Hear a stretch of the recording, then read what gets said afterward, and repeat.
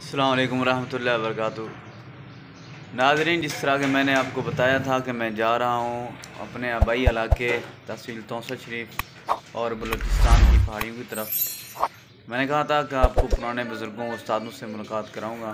ये हमारे उस्ताद हैं। अस्सलाम वालेकुम करो।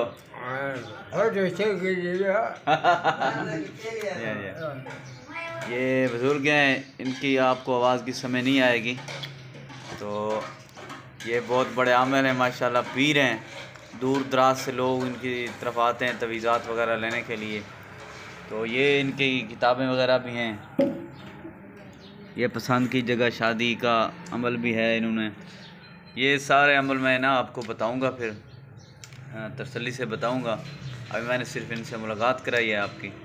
इंशाल्लाह ये इनके पास जो सारे अमल हैं वो बताऊंगा। इनके पास ये अमलियात शादी किताब, ये बहुत पुरानी किताब है, ये अब नहीं मिलती है इधर से।